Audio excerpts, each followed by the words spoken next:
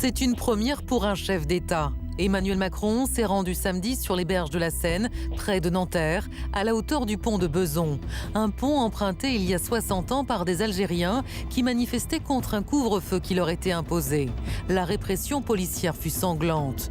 Sur place, pas de déclaration officielle, mais dans un communiqué, l'Élysée condamne le massacre perpétré le 17 octobre 1961. Près de 12 000 Algériens furent arrêtés et transférés dans des centres de tri. Outre de nombreux blessés, plusieurs dizaines furent tués, leurs corps jetés dans la Seine. Les crimes commis cette nuit-là sous l'autorité de Maurice Papon sont inexcusables pour la République. Emmanuel Macron reconnaît des crimes inexcusables, mais dans les rues de Paris hier, ces manifestants, militants associatifs ou descendants de victimes réclamaient des mots plus forts. 17 octobre, crime d'État! La reconnaissance de la responsabilité de l'État français. Ils nous ont jetés comme des chiens à la Seine, ils ont torturé, c'était la police de Papon, mais c'était sous l'État français. Alors qu'il n'y a pas que Papon qui est responsable, c'est l'État français. Faut-il aller plus loin? La question divise la classe politique. Emmanuel Macron doit reconnaître le massacre des Algériens pour ce qu'il a été, un crime d'État. Criminaliser notre histoire est une faute. La repentance à sens unique aussi. Alors, quel est le niveau de responsabilité de l'État français dans le massacre du 17 octobre 1961 ? Après des décennies de déni, Emmanuel Macron permet-il de réparer les mémoires blessées ? Son geste est-il suffisant pour apaiser une relation franco-algérienne houleuse ? Trois invités ce soir. Amel Boubaker, bonsoir. Vous êtes Bonsoir. sociologue, spécialiste du Maghreb, vous êtes chercheuse à l'EHESS. Et selon vous, à propos du rapport Stora, précisément, vous considérez que le président Macron voit les préconisations du rapport comme une manière de tenter de pacifier les relations avec les descendants algériens et les banlieues. Or, les ressortissants algériens ne se sont pas du tout sentis concernés, à juste titre, par ce rapport. On y reviendra évidemment avec vous. Tramor Kemener, vous êtes historien, vous enseignez à l'université Paris 8 et Cergy-Pontoise. Votre essai « La guerre d'Algérie revisitée, nouvelle génération, nouveau regard » est paru chez Cartala. Selon vous, les événements du 17 octobre 61 ne peuvent pas être qualifiés de crime d'État. Il s'agit d'une complicité d'État, puisque le Premier ministre et le ministre de l'Intérieur de l'époque ont soutenu et couvert Maurice Papon. Et à côté de vous, Agnès Levallois, vous êtes maître de recherche à la Fondation pour la recherche stratégique. Bonsoir Agnès Levallois. Bonsoir. Selon vous, Emmanuel Macron aurait dû poser un acte fort et reconnaître le crime d'État. Lors de la commémoration, donc de la répression du 17 octobre 61, la France n'arrive pas à aller jusqu'au bout de la reconnaissance et peut-être de la vérité. On va en débattre. Mais tout d'abord, le chiffre du jour, Vincent, puisqu'on est sur une étape de la lutte contre ce déni. Emmanuel Macron est le troisième homme politique français à reconnaître la responsabilité des autorités dans la répression de la manifestation des Algériens à Paris le 17 octobre 1961. On rappelle qu'en 2001, Bertrand Delanoë, alors maire de Paris, socialiste, a reconnu publiquement la réalité du massacre. En 2012, François Hollande, qui était président de la République, a parlé, lui, de sanglante répression. Et puis là, Emmanuel Macron a parlé de crimes inexcusables. Alors, Tramor Kemener, je crois que vous étiez au pont de Bezons samedi avec le président de la République. Est-ce que vous pouvez nous décrypter un certain nombre d'éléments de cette cérémonie ? Le fait qu'elle ait lieu la veille, le fait qu'il n'y ait pas de discours, qu'elle se passe en silence. Comment faut-il l'interpréter ? Puisque certains disent que c'était trop, d'autres c'était pas assez. Pour moi, c'était un geste fort. Voilà, que c'était quand même que cela se tienne.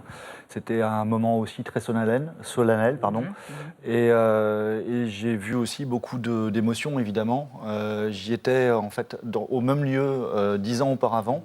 On avait fait une cérémonie déjà. Il n'y avait pas voilà, toutes ces personnalités qui étaient présentes, et évidemment pas le chef de l'État. Et donc c'était un moment fort aussi, et j'ai vu beaucoup d'émotions aussi parce que c'était dans les familles des victimes qui pouvaient être présentes. Il y avait reconnaissance de leur point de vue ? Oui, pour moi, il y avait reconnaissance de leur point de vue. Alors après, c'est passé sur le moment. Peut-être que les choses aussi ont évolué après pour eux et une manière différente d'appréhender les événements en tant que tels. Ouais. Mais sur le moment, c'était fort. Ouais. Amel Boubaker, sur ce choix du silence, du communiqué derrière, de ne pas reconnaître, comme certains le demandaient, le crime d'État ou le fait de s'y être rendu comme d'autres ne voulaient plus. Comment vous avez jugé, vous, cette... Mais je pense qu'en fait, c'est une question qui est vraiment relative à la question de la Ve République. Alors, je m'explique. C'est-à-dire que si on est sorti de la guerre en France et qu'on a soldé en fait le compte de la guerre, on n'est pas du tout sorti du legs colonial. Et la difficulté de Macron et pourquoi c'était difficile pour lui de reconnaître ça comme crime de guerre, c'était de se dire finalement, si je reconnais le legs colonial, je condamne la République à une espèce d'indignité. Or, précisément, il aurait fallu reconnaître le legs colonial pour le différencier de la République d'aujourd'hui. La République d'hier n'était pas celle d'aujourd'hui. Et donc, si vous voulez, cette absence de politique, cette absence de leadership politique, elle a deux conséquences majeures. On fait beaucoup appel à l'émotion, mais en même temps, on ne peut pas reconnaître qu'il y a des victimes sans reconnaître qui a causé les souffrances de ces victimes. Donc ça veut dire qu'il faut bien évidemment une responsabilité juridique. Et puis ici aussi, il faut repositionner et remettre dans le contexte de cette culture du legs colonial de la Ve République. Et là, Emmanuel Macron avait une opportunité historique de le faire. Et c'est dommage qu'il ne l'ait pas fait. Ça veut dire qu'on n'en est pas encore sorti. Agnès Levallois, comment vous avez jugé, vous, cette cérémonie? Est-ce que vous considérez qu'elle était adaptée au... C'était une cérémonie importante. Je crois vraiment que un pas a été franchi par Macron. Avec simplement, moi, la petite frustration que j'ai, c'est que j'ai l'impression qu'Emmanuel Macron s'arrête toujours avant, il n'arrive pas à aller jusqu'au bout des actions qu'il entreprend. Et là, c'est vrai que c'était très fort qu'il soit présent, qu'il réunisse des associations pour reconnaître et est allé effectivement plus loin que les deux hommes politiques français que vous avez évoqués auparavant. Donc ça, c'est une chose très positive. Et je vois qu'il n'arrive pas à aller au bout. Alors, est-ce qu'il n'arrive pas à aller au bout aussi parce que nous sommes dans un contexte politique intérieur en France où, comme vous l'avez dit dans votre lancement, effectivement, il se fait attaquer de toutes parts. Il va trop loin ou il va pas assez loin. Donc c'est toute la difficulté finalement de son positionnement qui est toujours d'essayer de ménager les uns et les autres, alors qu'un geste fort peut-être aurait pu permettre de sortir justement de cette polémique. Il change aussi beaucoup de pieds, Tramor-Kemener. Si on repart de 2017, il y a la formule crime contre l'humanité. Puis ensuite, il y avait eu en 2016 une interview dans Le Point avec les bénéfices de la colonisation. Puis ensuite, le rapport Stora. Puis les propos qu'il tient devant la jeunesse algérienne en parlant de rente mémorielle sur les épisodes de la guerre d'Algérie, puis la reconnaissance du crime subi par les harkis, puis maintenant le 17 octobre avant le 19 mars. Comment on s'y retrouve? Est-ce que c'est pas la preuve que quand la politique fait de l'histoire ou de la mémoire, c'est toujours un peu conflictuel et compliqué? C'est sûr que, j'ai l'habitude de dire, et je ne suis pas le seul, je crois, mais on est vraiment sur une ligne de crête. Et c'est extrêmement compliqué, ces questions-là. Le moindre pas de travers, la moindre parole de travers, tout de suite peut être interprétée, très mal interprétée. On voit au niveau des relations franco-algériennes comment un propos est parti très rapidement, en fait, et a causé d'énormes soucis. Donc, en même temps, il y a aussi cette nécessité-là de faire des pas en tant que tel. C'est à pas compter, je dirais. Et donc, pour essayer le moins possible d'aller, de partir dans quelque chose qui serait complètement non contrôlé et incontrôlable. Alors, il y a cette très grande prudence, cette grande précaution qui provoque quand même de très grands débats en France. Mais Amel Boubaker, comment comment a été reçue en Algérie la cérémonie qui a eu lieu samedi, et plus largement, le rapport Stora est-il considéré par l'opinion publique comme une avancée, comme quelque chose d'insuffisant, ou laisse-t-il indifférent?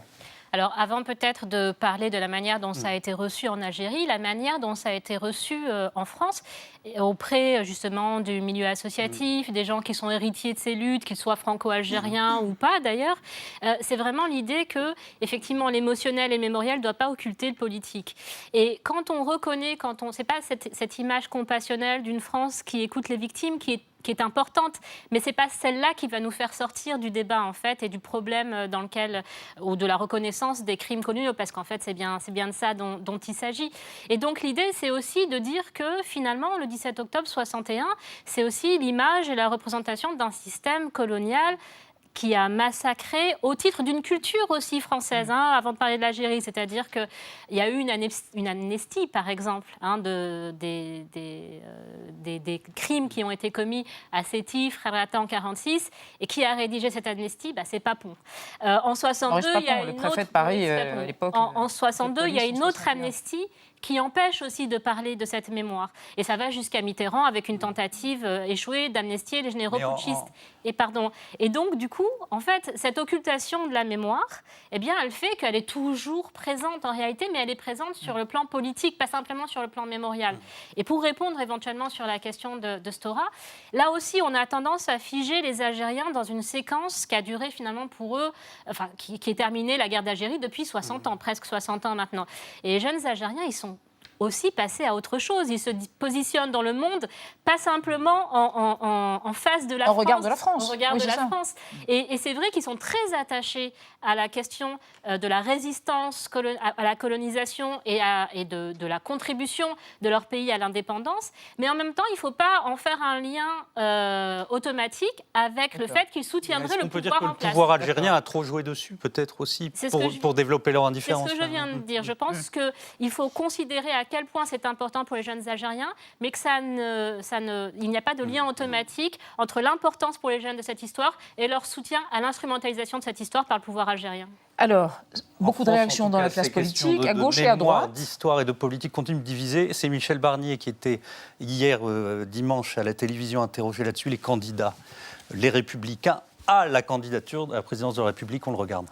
Je pense qu'il a tort, comme il a eu tort de parler de crimes contre l'humanité à propos de la colonisation. Il y a quelques années, il était à l'époque candidat. Ce sont des déclarations qui ne facilitent pas les choses. Et je pense qu'il faut se méfier, en tout cas moi je me méfierais d'un excès de repentance et d'un excès d'arrogance. Je ne donnerai pas dans la repentance. Je pense que le président de la République doit assumer l'histoire de son pays. Agnès Levallois, là, Michel Barnier pose la grande question. Est-ce que c'est aux politiques de reconnaître les mémoires historiques ? Là, en l'occurrence, je pense que moi, je ne suis pas du tout d'accord avec ce que vient de dire Michel Barnier. Je pense que c'est important qu'un chef de l'État français reconnaisse qu'il y a eu un crime et que la colonisation est quand même un élément de notre histoire et que c'est un élément sur lequel on doit revenir si on veut apaiser la relation et apaiser, en l'occurrence, la relation bilatérale avec l'Algérie. On ne peut pas considérer qu'il ne s'est rien passé pendant toute cette période de la colonisation, en particulier vis-à-vis de l'Algérie, où on a une colonisation extrêmement dure, une colonisation de peuplement, ce qui n'est pas rien. Donc, je crois qu'il faut vraiment... Alors évidemment, c'est la ligne de crête dont vous parliez, avec laquelle je suis tout à fait d'accord. C'est extrêmement compliqué pour le politique. Il ne faut pas mélanger l'histoire et la politique. Mais le politique doit aussi assumer ses responsabilités parce que c'est lui qui peut permettre, en engageant un discours et des actes, pouvoir permettre après de continuer cette relation et qu'elle reparte sur des bases plus saines qu'elles ne le sont aujourd'hui. Et pour assumer cette responsabilité, est-ce qu'il n'y a pas également besoin d'une précision ? Il y a une bataille de chiffres qui se livre. Les autorités de l'époque parlaient des 3 morts et de quelques blessés. Autour du exactement, du 17 octobre. Les historiens s'accordent aujourd'hui sur 200 à 300 morts. Comment est-ce qu'on peut trancher cette question-là ? Les chiffres qui ne doivent pas occulter la question des responsabilités. Il faut ouvrir complètement les archives et c'était une des recommandations du rapport de Benjamin Stora pour que toutes les archives soient ouvertes et que pour les historiens, justement, fassent leur travail à partir duquel, ensuite, le politique, lui, peut se déterminer. Donc, on voit bien qu'on est dans une relation tellement compliquée, avec une difficulté. C'est pour ça que je dis, j'ai l'air d'être un peu obsessionnelle, d'aller jusqu'au bout. On a du mal à aller jusqu'au bout de cette histoire pour permettre justement que ce soit acceptable par tout le monde. Pour les Algériens, c'est important qu'on ait accès aux archives pour que les historiens fassent leur travail. Et après, ils seront face à leurs responsabilités aussi, parce que les Algériens ont aussi, le pouvoir algérien a aussi une responsabilité dans l'instrumentalisation qu'il fait aujourd'hui de cette histoire. Il y a la demande de reconnaissance d'un certain nombre de crimes aussi commis, comme les massacres d'Oran en 1962, qui, quand on réveille les mémoires, apparaissent. Bien sûr, il faut tout regarder, mais sans jamais oublier quand même qu'il y avait une puissance coloniale et que ça, c'est quand même la base de la discussion que l'on doit avoir. Et donc de ne pas, aujourd'hui, comme certains politiques ont tendance à le faire, à vouloir même, sur le même niveau, la puissance coloniale et les coloniser. Ça n'est quand même pas la même chose et on l'a vu dans d'autres situations. Alors avec Thibault Nolte et son Rayon X, on va s'intéresser à Bertrand Delanoë, qui est l'ancien maire de Paris, évidemment, et qui fut le premier à commémorer, c'était en 2001, à commémorer le massacre du 17 octobre 61. Bonjour docteur, j'ai mal ici et là. Une petite déprime passagère, c'est tout. Évidemment, je fais du sport. Mon cher Bertrand Delanoë, j'ai vos radios sous les yeux, c'est loin. Vous êtes retiré de la vie politique depuis 2014. Vous passez 7 mois par an à Paris, le reste à Bizerte en Tunisie, votre ville de naissance et fief. Vous coulez une mutique retraite d'ancien meilleur espoir du PS, ex de la bande du 18e, ce gang qui aura donné au pays un Premier ministre, un ministre de l'Intérieur et un maire de Paris, papa gâteau du Vélib et Paris-Plage. Oui, j'assume. Paris est devenu Bizerte. Les gens vont à la plage en vélo. C'est magique. Même si vous êtes un socialiste vintage, époque congrès d'Épinay, ex-député, ex-sénateur, ex-candidat malheureux à la direction du parti et ami pour la vie de Lionel Jospin, vous avez depuis rendu votre carte, fait la gueule à votre ancienne adjointe et déclaré votre libéral-socialisme, votre soutien à Macron, daubé dans les bottes à Benoît. Le positionnement de Benoît Hamon m'amène à penser qu'il faut donner le maximum de force au premier tour au candidat qui peut battre Madame Le Pen. Hollande vous voulait ministre de la Culture, Macron chef de la diplomatie. Niette et reniette. La vie politique, c'est fini. Mais vous donnez votre avis, parfois même quand on vous le demande. Vous avez été le premier politique à reconnaître le 17 octobre 61, il y a 20 ans. Alors Macron vous a associé aux cérémonies et vous avez déclaré qu'à chaque fois qu'un responsable politique a le courage de regarder les choses en face, il nous fait tous grandir. Et oui, j'assume ce compliment à un grand monsieur. Je fais grandir la France depuis 20 ans. Le 17 octobre 61, vous aviez 11 ans à Bizerte. Importante base navale militaire restée française après l'indépendance tunisienne de 56. De Gaulle venait d'y écraser la tentative de Bourguiba de récupérer son bien.